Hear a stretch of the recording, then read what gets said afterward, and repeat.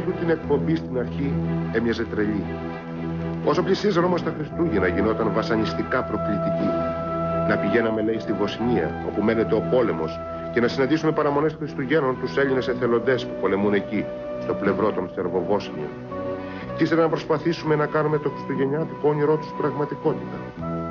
Και να είμαστε στο αεροπλάνο της Εργκρής, με πρώτο σταθμό τούτης της παράτολμης αποστολής στο Βελιγράδι.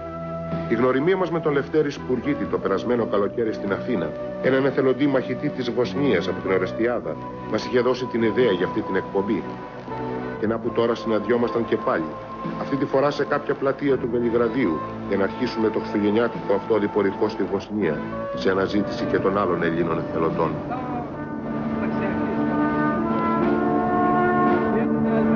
Έχει νυχτώσει για καλά όταν περνάμε ύστερα από πολλές δυσκολίες στα σύνορα της Σερβίας και μπαίνουμε στο βοσνιακό έδαφος. Στόχος μας να φτάσουμε το συντομότερο στη Βλασένιτσα, όπου βρίσκεται και το στρατόπεδο του Λευτέρη. Και να από ένα πρόοπτο γεγονός, καθώς διασχίζουμε κάποιο χιονισμένο δάσος, μας βάζει στο κλίμα του πολέμου και ο Λευτέρης πετάγεται έξω από το αυτοκίνητο.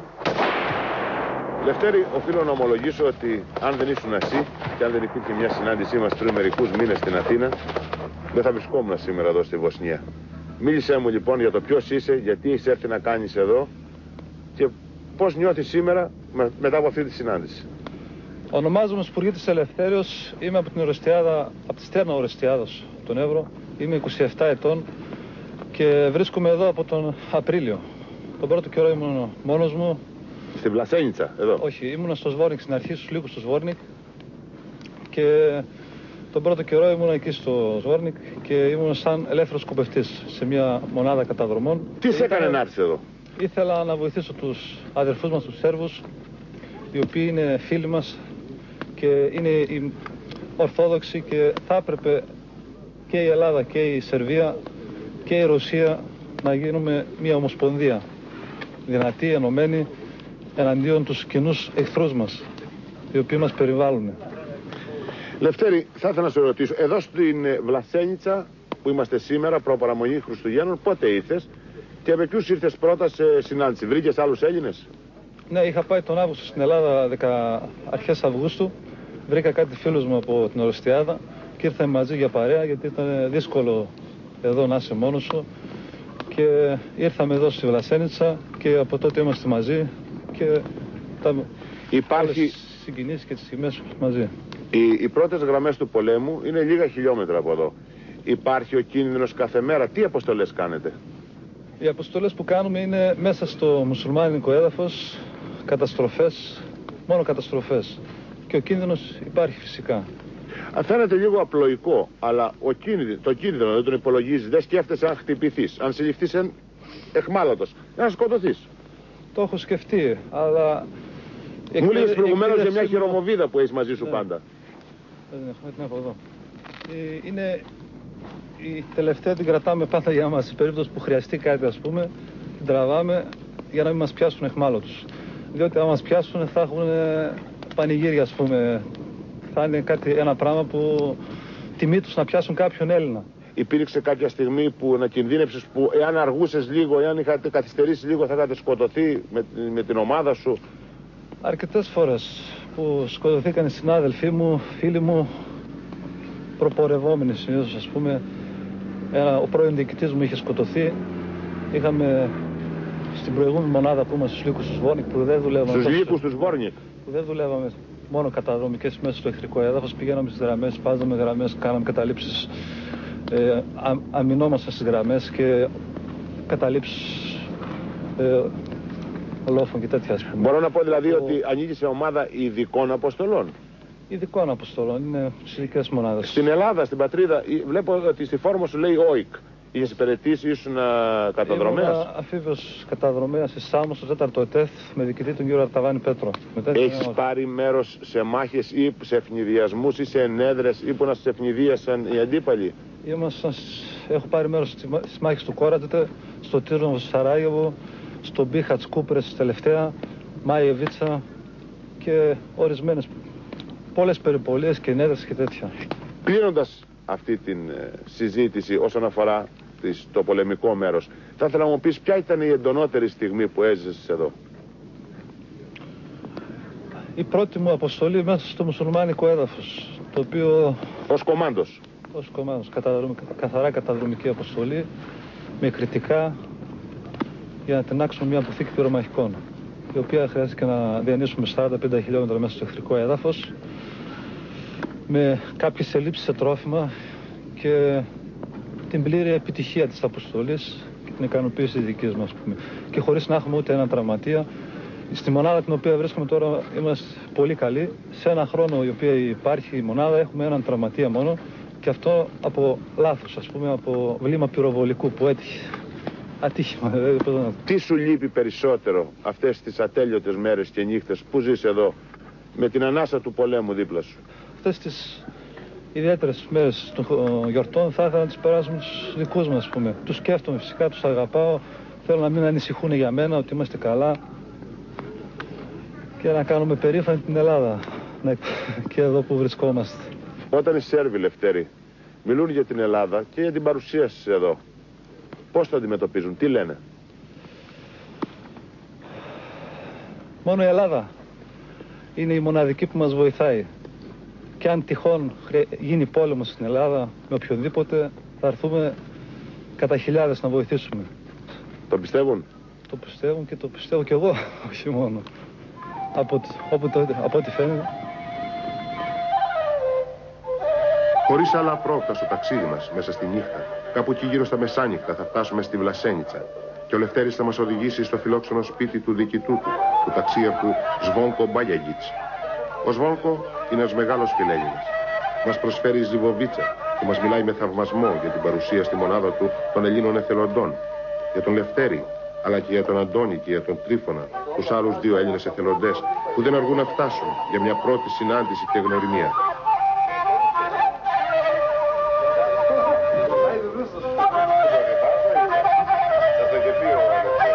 Προορισμός μας όμως είναι το Πάλε, όπου πρέπει να φτάσουμε με κάθε θυσία πριν ξημερώσει.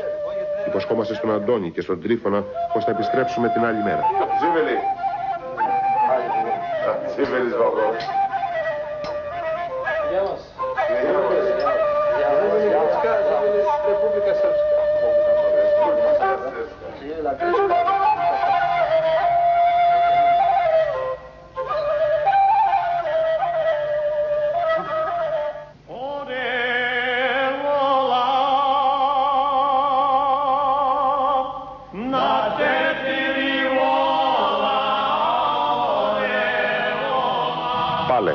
Εδώ στην πρωτεύουσα των Σερβοβόσνιων, τα Χριστούγεννα φαίνεται πως αργούν ακόμη.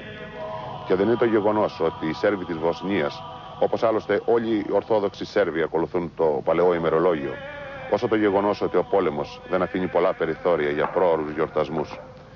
Λίγα χιλιόμετρα από εδώ μόλις, στην Κρυμποβίτσα, το Σέρβικο Σεράγεβο, δύο Έλληνες εθελοντές μαχητές πολεμούν στο πλευρό των Σέρβων.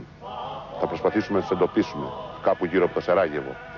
Δεν γνωρίζουν τίποτα για την επίσκεψή μας, δεν μας περιμένουν, και βέβαια δεν γνωρίζουν τον τελικό στόχο αυτού του χριστουγεννιάτικου οδηπορικού στην εμπόλεμη Βοσνία. Ο δρόμος για το Σαράγεβο είναι δύσκολος και επικίνδυνος, με τα αυτοκίνητα των Ηνωμένων Εθνών και τους κιανόκρανους να ελέγχουν την περιοχή. Όσο πλησιάζουμε στην βομβαρδισμένη πόλη, οι κίνδυνοι μεγαλώνουν. Το μαρτυρούν άλλωστε και τα προστατευτικά στους δρόμους για τον φόβο από τους ελεύθερους σκοπευτές.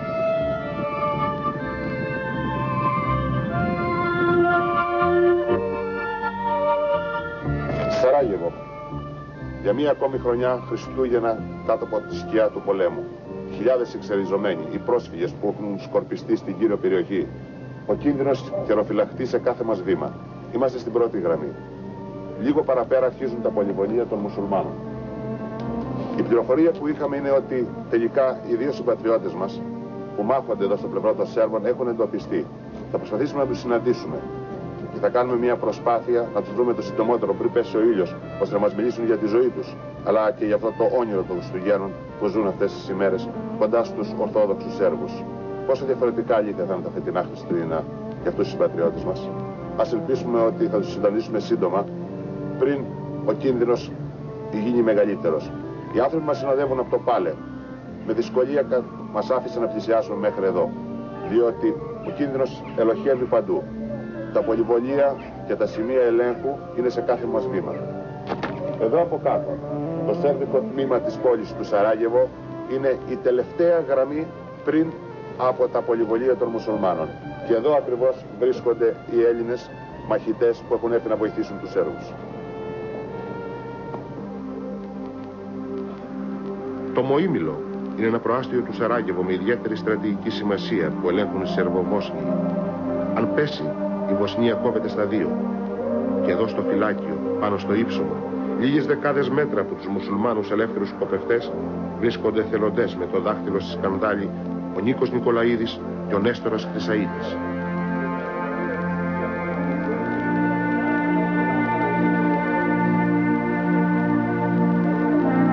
Και να που ήμασταν τυχεροί.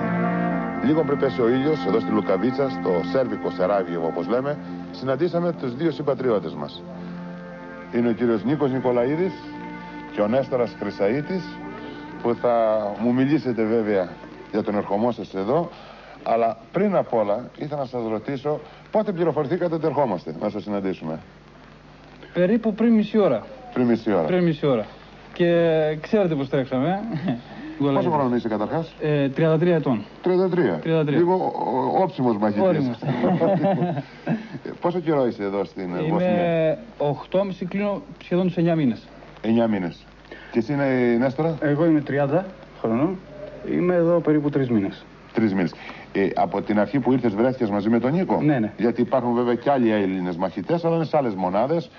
Στη Βλασένιτσα, στη Βοϊκοβίτσα. Στο Βοϊκοβίτσι. Είναι σκόρπιοι. Έχετε άραγε επαφές μεταξύ σας, δηλαδή βλέπει ο ένας τον άλλον, μαθαίνετε νέα ένας για τον άλλον? Εσείς είστε μαζί βέβαια. Νέα μαθαίνω. Εγώ τουλάχιστον που είμαι εδώ πέρα τόσο πολύ καιρό μάθαινα νέα. Ναι. Από Έλληνες που ήταν σκόρπιοι εδώ πέρα. Και οι άλλοι Έλληνες μαθαίνουν για μένα. Γιατί να φανταστείς, με αφήνουν και σημειώματα μάλιστα, σε Βενιζινάδικο εδώ. Ξέρεις ότι λίγο χιλιόμετρα πιο πάνω στη Βλασένιτσα υπάρχουν άλλοι 3 Έλληνες? Το έμαθα πριν 4 μέρες και σήμερα κιόλας επικοινώνησα και ήδη μπορεί να με περιμένουν κιόλας να πάω να τους συναντήσω.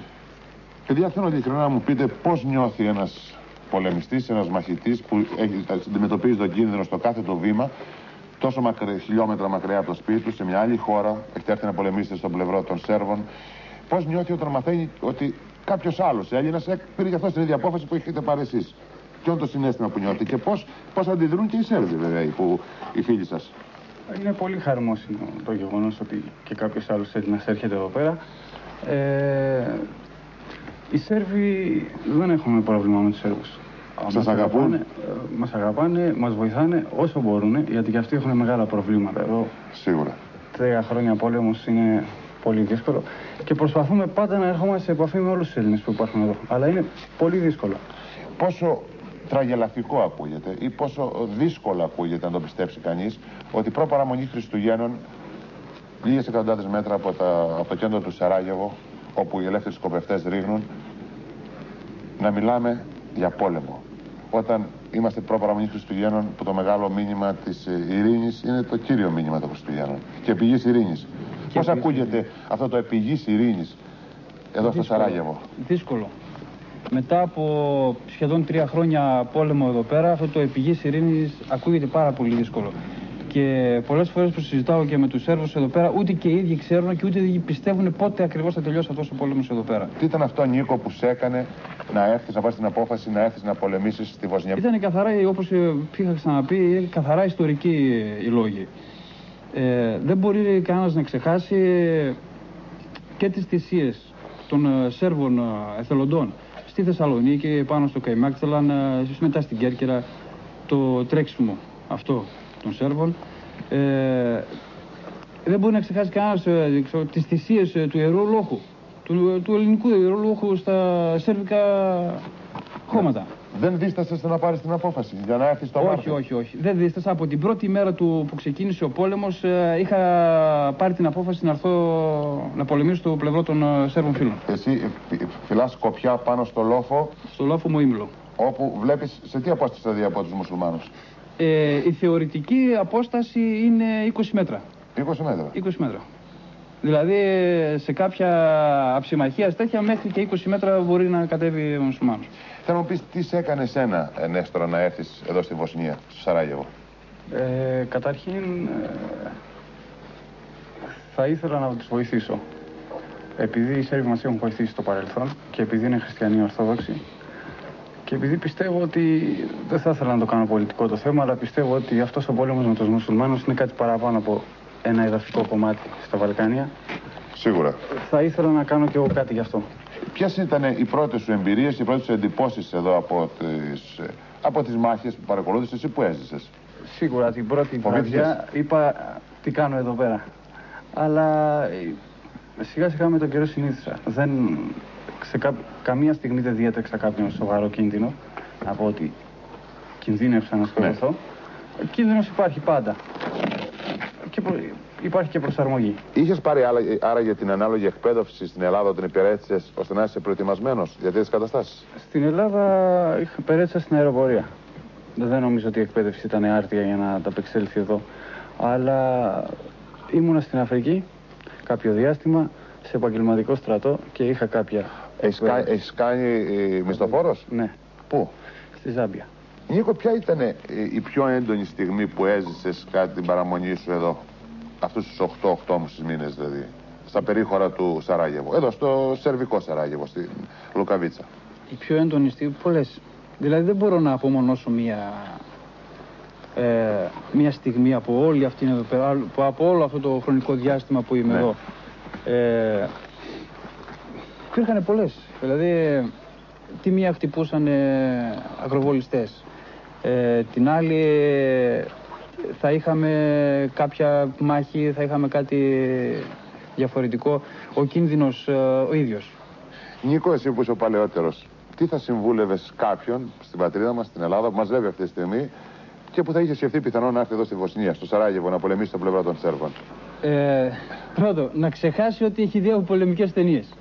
Είναι εντελώς διαφορετική η κατάσταση σε μια μάχη όταν τη ζεις και αλλιώς βέβαια τη βλέπεις σε μια κάποια ταινία. Δεύτερον, να ξέρει γιατί έρχεται εδώ πέρα, να πολεμήσει. Διότι έχουν περάσει, και θέλω να το πω αυτό, έχουν περάσει Έλληνες από εδώ πέρα που δεν ξέρανε γιατί ερχόντουσαν. Και φεύγανε σε μια εβδομάδα, σε 10 μέρες φεύγανε πίσω. Γιατί ακριβώς δεν ξέρανε για ποιο λόγο ερχόντουσαν εδώ. Αυτό ήταν ελεύθερος κοβευτής. Εσύ, Νέστορα, τι θα είχες να συμβουλεύσεις κάποιον νέο της ηλικίας σου που θα ήθελε να ζήσει αυτή την εμπειρία στη ζωή του και να έρθει να πολεμήσει εδώ στο Σαράγεβο? Αυτό που είπε και ο Νίκος, να ξέρει γιατί έρχεται και βέβαια να προσέχει. Ο πόλεμος δεν είναι παιχνίδι. Εάν σας πρότεινα, να σας πω ας πούμε κάτι τρελό. Εάν σας πρότεινα να έρθετε στην Ελλάδα για Χριστούγεννα, θα το κάνατε, είσαστε έτοιμοι να το κάνετε? Εγώ θα ξεπερνούσα και σφαίρα σνάιπερ. Δεν θέλει ερώτημα, βέβαια. Βέβαια. Θα δώσετε χαρά στους δικούς σας, οι οποίοι αγωνιούν κάθε μέρα? Σίγουρα. Θα το ήθελα και πάρα πολύ. Έλα Δευτέρη, έλα και εσύ μπες στην παρέα μας. Και ελπίζω να κάνουμε μια συντροφιά. Τι λες εσύ, πάμε στην πατρίδα για Χριστούγεννα? Θα ψάξουμε να βρούμε. Κι άλλη φορά που είναι. Μα μου είπε προηγουμένως, και εδώ θέλω να το πω γιατί δεν το ρώτησα. Υπάρχουν πράγματα που τα συζητήσαμε, ήταν τόσα ξαφνικά, είναι όλα τόσα ξαφνικά που ξέχασα και να τα πω. Μου είπες, Νίκο, ότι υπάρχουν άλλοι 3 Έλληνες. Άλλοι 3 Έλληνες εδώ πέρα κοντά μας, 5 χιλιόμετρα στο Βοικοβίτσι. Αυτό δεν το ήξεραν καν οι στρατιωτικές αρχές που έψαχνα. Εσύ πότε το μάθες? Εγώ το έμαθα πριν 3-4 μέρες και σήμερα επικοινώνησα με το αρχηγείο που υπάρχει εκεί πέρα και μου είπανε πραγματικά υπάρχουν 3 Έλληνες εδώ. Θα πάμε λοιπόν να τους συναντήσουμε. Και γιατί όχι. Να κάνουμε, να μεγαλώσει η συντροφιά μας. Βεβαίως, θα μας περιμένουν κιόλας. Είστε έτοιμοι να πάμε λοιπόν για Χριστούγεννα, ώστε αύριο βράδυ να πάτε στα σπίτια σας? Πανέτοιμοι. Λοιπόν, άντε, ας πηγαίνουμε να προλάβουμε για τους άλλους.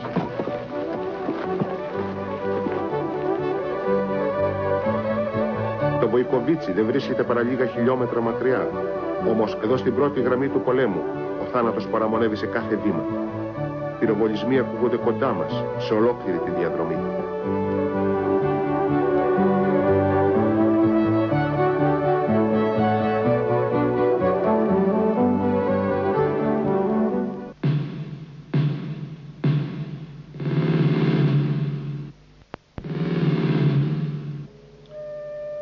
Εκτεθειμένοι στους ελεύθερους σκοπευτές, στον δρόμο για το Βοικοβίτσι, κάποια στιγμή θα φτάσουμε μπροστά σε ένα παλιό κτίριο που έχει μετατραπεί σε στρατιωτική μονάδα. Στην είσοδο μας υποδέχεται ο διοικητής και μια σειρά αγγελτήρια θανάτων, μαχητών της μονάδας.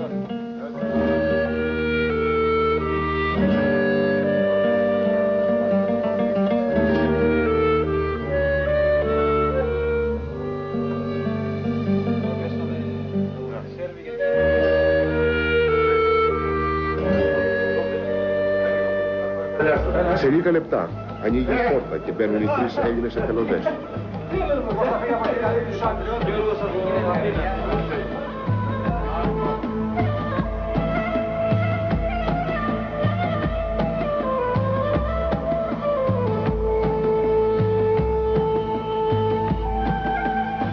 Θα ήθελα, Κυριάκο, να ξεκινήσω από σένα και μετά ο Γιώργος και μετά ο Σπύρος, να μου πείτε ο καθένας σας τη μικρή ιστορία του και τι ήταν αυτό που τον έκανε να έρθει εδώ. Συστηθείτε λοιπόν. Λοιπόν, είμαι ο Κυριάκος ο Καθάριος.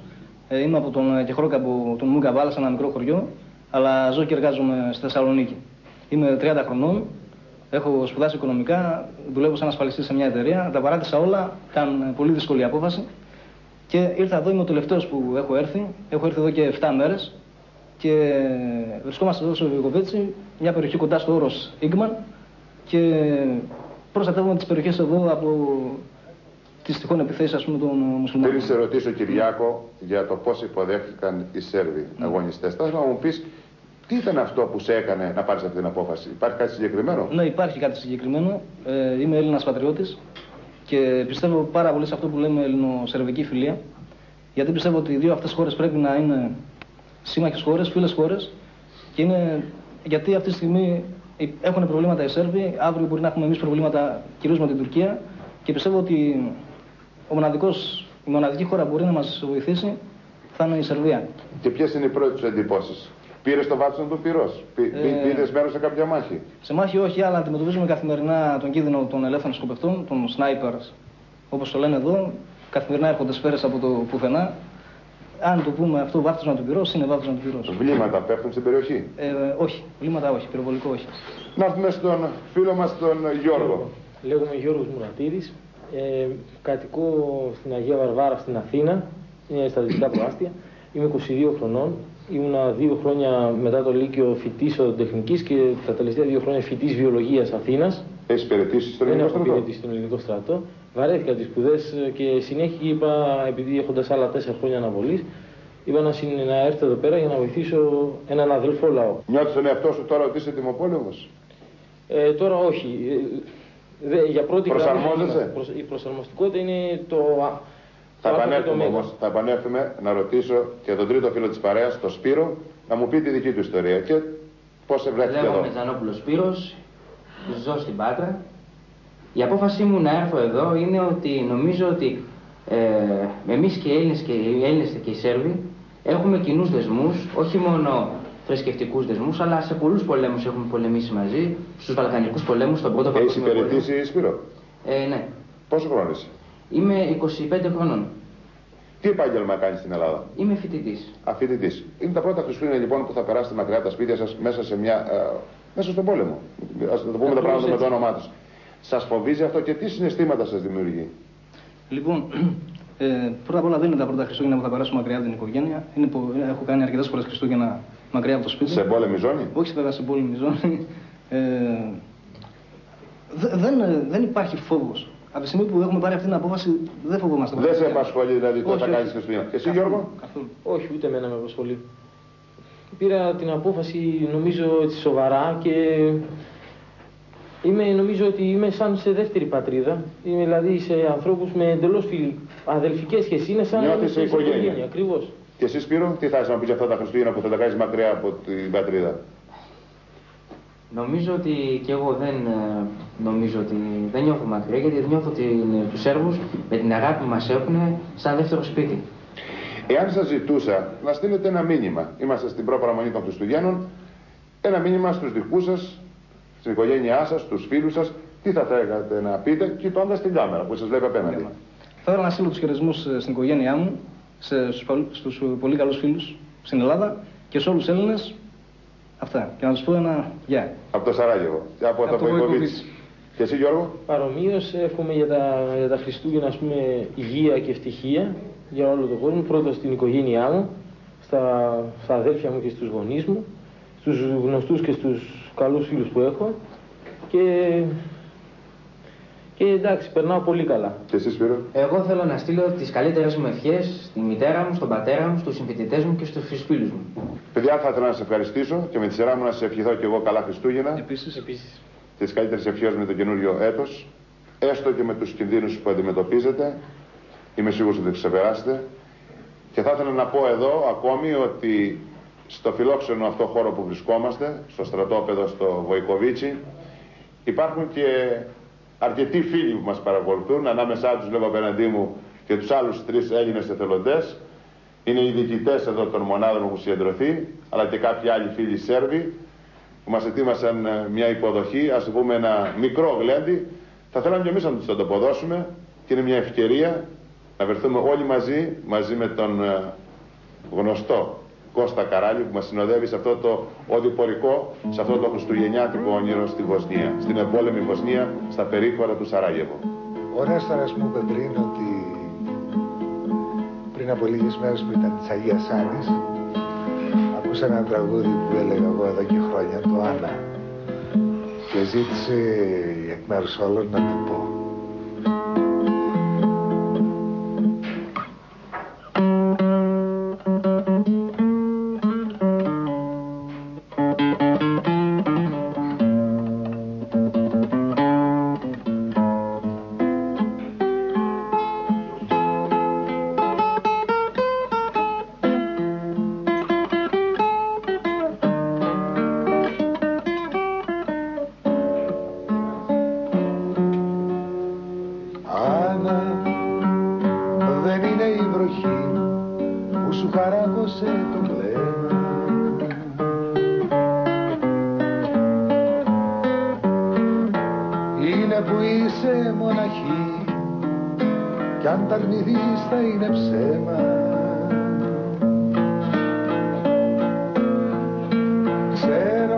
Ξέρω το δάκρυ το καυτό, άμα το δώσε μάτια ξένα.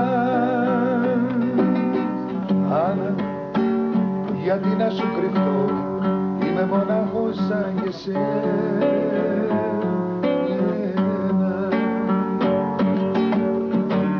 Έλα λοιπόν και μη τραβείς, μα σε παρακαλώ μονάχα. Πες ό,τι θες όμως μη πεις, πως με έχεις αγαπήσει τάχα. Έλα λοιπόν και μη τραβείς, μα σε παρακαλώ μονάχα. Πες ό,τι θες όμως μη πεις, πως με έχεις αγαπήσει τάχα.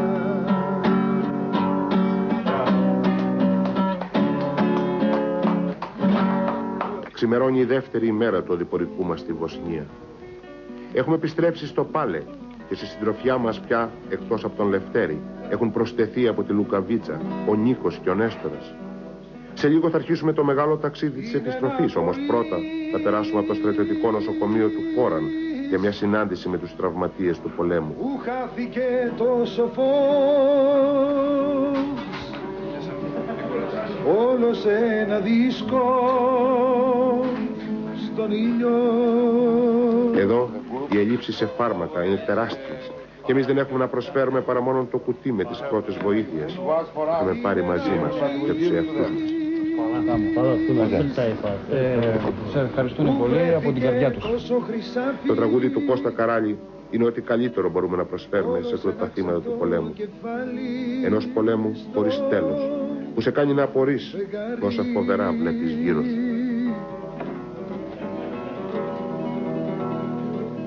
Είναι να απορείς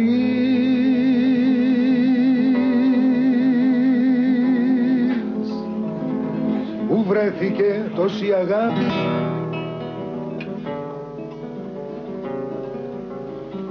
όλοι σε ένα στενό σάκο στην καρδιά σου.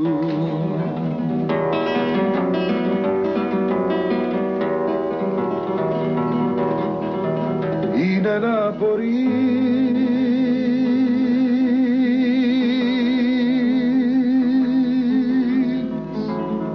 που βρέθηκε τόση απουσία,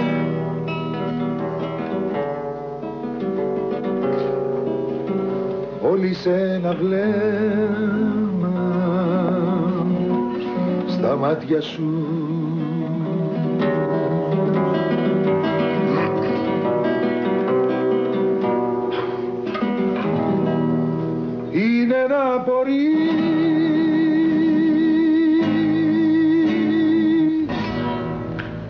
Έχουμε όμως ήδη αργήσει και το ταξίδι της επιστροφής είναι μακρύ. Στη συντροφιά μας πάντα οι τρεις Έλληνες εθελοντές, ο Λευτέρης, ο Νίκος και ο Νέστορας. Λίγο έξω από τη Βλασένιτσα θα συναντήσουμε τον Μητροπολίτη Τούσλας και Πιέλληνας να εμψυχώνει τους Σερβοβόσνιους μαχητές και να τους μοιράζει εικόνες και ημερολόγια, καθώς και για αυτούς πλησιάζουν τα Χριστούγεννα.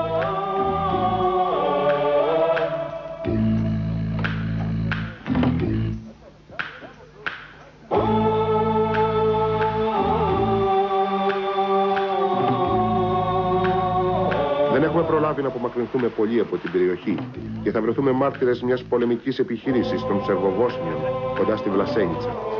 Οι εθελοντές που μας συνοδεύουν από το Σαράγεβο θα σπεύσουν να ενωθούν με τους άλλους μαχητές του Σβόνκο Μπάγιαγκιτς.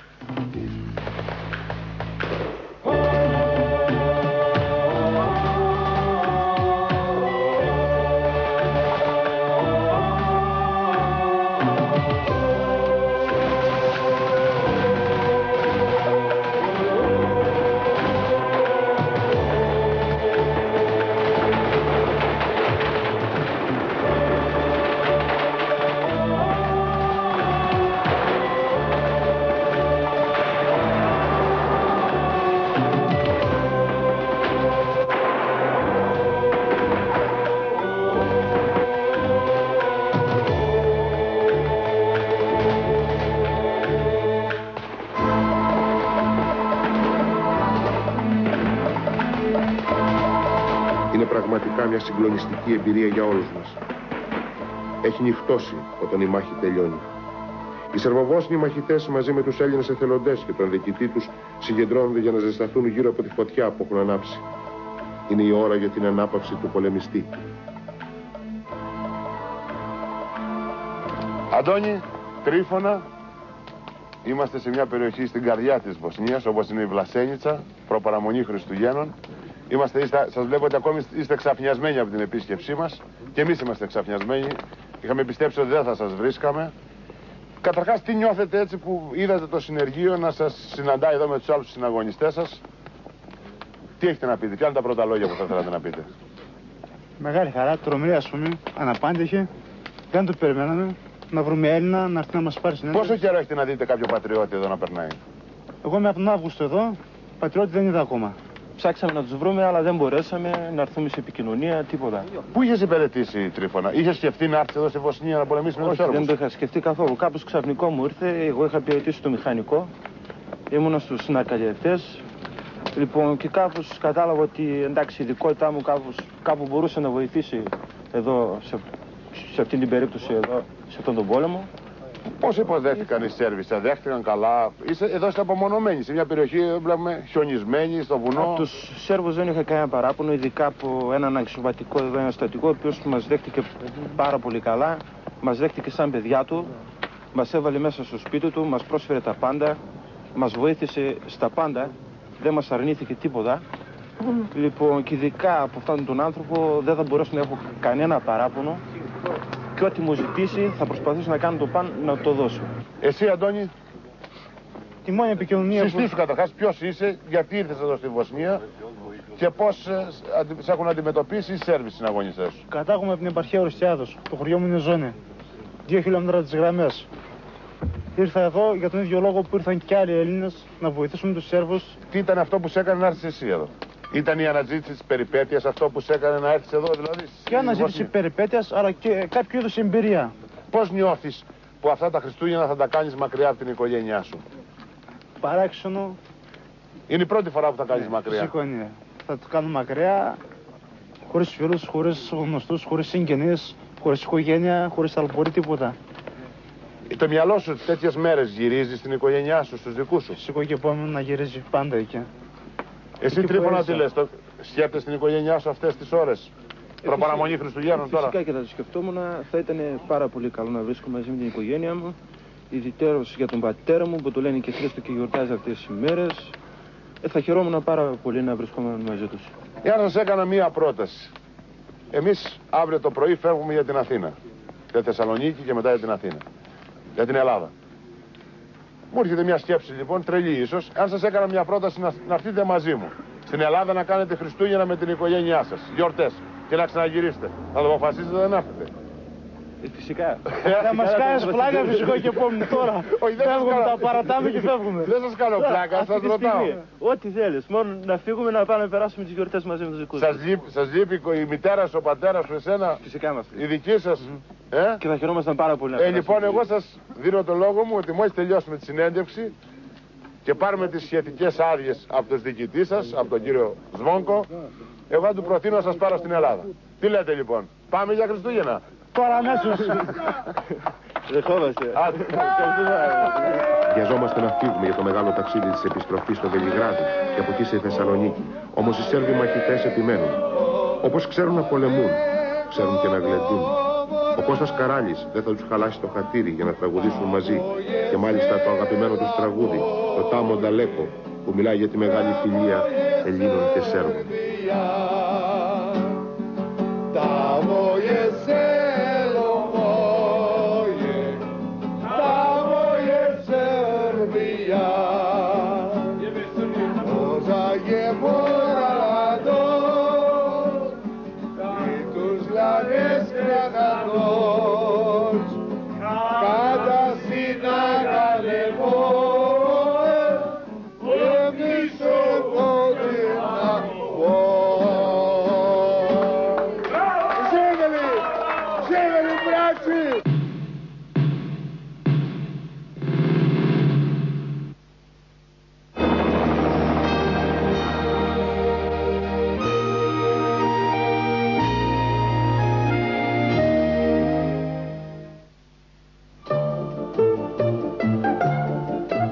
Ένας ουρανός μας τρέχει.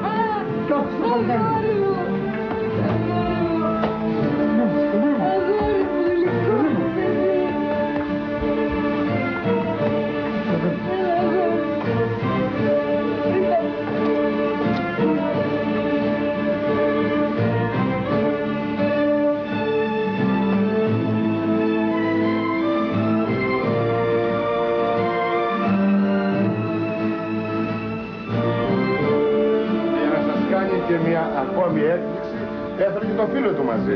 Ο Νέστορας. Ο Νέστορας, που είναι μαζί στα χαρακόμματα. Καλά παιδιά, για τη μεγάλη σας καρδιά, τι γενναίοι. Είναι ένα όνειρο χριστουγεννιάτικο αυτό που ζείτε? Αυτό, κοίταξε, ένα τέτοιο όνειρο χριστουγεννιάτικο είχα να το νιώσω από το δημοτικό. Μετά από το δημοτικό στο γυμνάσιο, το όνειρο του Χριστουγέννων νομίζω είχε σβήσει για μένα. Δεν το ένιωθα τέτοιο. Είναι η πρώτη φορά μετά το δημοτικό που νιώθω αυτό το όνειρο του Χριστουγέννων. Πριν κοπάσουν οι αγκαλιές και χωρίς να γνωρίζει τίποτα, ανοίγει η πόρτα και μπαίνει η αδερφή του Νίκου. Τι κάνετε, ευτυχίζεστε?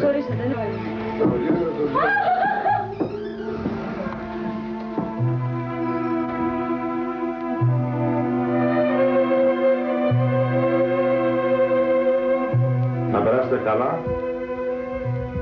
Και όσο για σένα, Νίκο, τι να σου ευχηθώ? Να πας και να γυρίσεις με το καλό, εκεί που σε πρωτογνώρισα. Λοιπόν, Καλά Χριστούγεννα.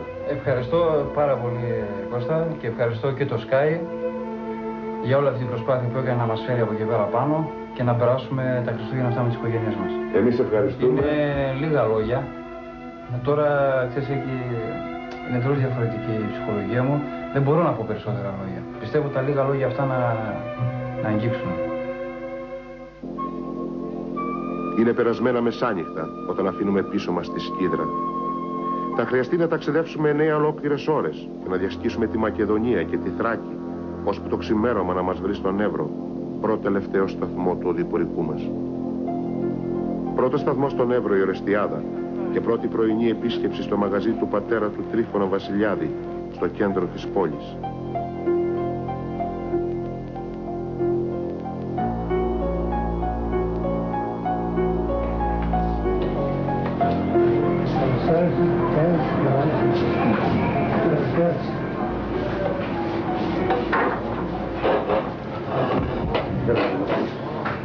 Λοιπόν κύριε Βασιλιάδη, Ναι.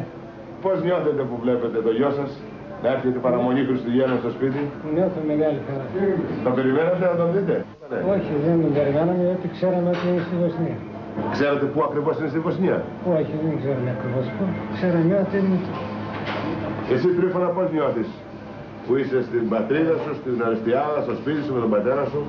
Είμαι πάρα πολύ χαρούμενος. Ευχαριστώ ειδικά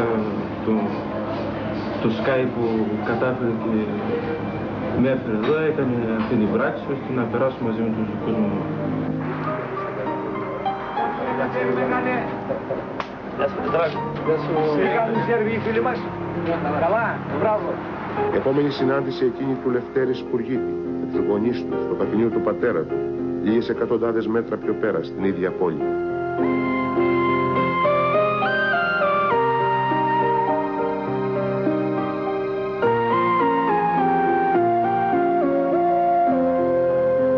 Τελευταίο σταθμό στον Εύρο, το χωριό Ζώνη, κάπου 40 χιλιόμετρα από την Ορεστιάδα. Εδώ βρίσκεται η οικογένεια του Αντώνη Μήτκου και θα κατευθυνθούμε στο μαγαζί του πατέρα του. Μία ακόμη ευχάριστη έκπληξη, μία ακόμη συγκινητική στιγμή. Γεια σου Κώστανη. Αντωνάκη, καλώς ήρθες. Χρόνια πολλά. Βικτόρη, απ' την Πόσκια πια με σάρες μέσα. Πόσκια. Γεια σου Κώστα. Βλέπω ρε, μέσα.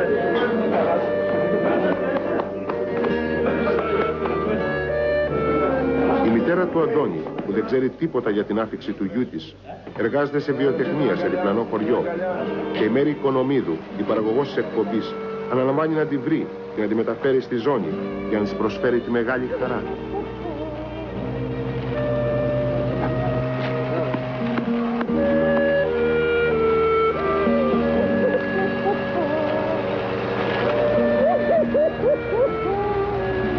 Περιμένατε, κυρία Μήτκου, ότι θα ερχόταν ο Αντώνης να κάνετε Χριστούγεννα, νομίζετε θα κάνετε μόνοι σας Χριστούγεννα φέτος, μακριά τον Αντώνη? Τι να σας πω. Δεν περιμένατε. Είχα μια ελπίδα, αλλά δεν ήμουν σίγουρη. Ναι. Σας ευχαριστώ. Και ο Αντώνης. Σας ευχαριστώ που μου τον φέρατε. Είναι η πιο γλυκιά, η πιο χαρούμενη στιγμή. Εύχομαι σε όλες τις μανάδες του κόσμου να γιορτάσουν μαζί με τα παιδιά τους, να νιώσουν τη δικιά μου συγκίνηση και χαρά. Βράδυ παραμονής των Χριστουγέννων και το μεγάλο μας οδηπορικό φτάνει στο τέλος του με την άφιξή μας στη γιορτινή Αθήνα.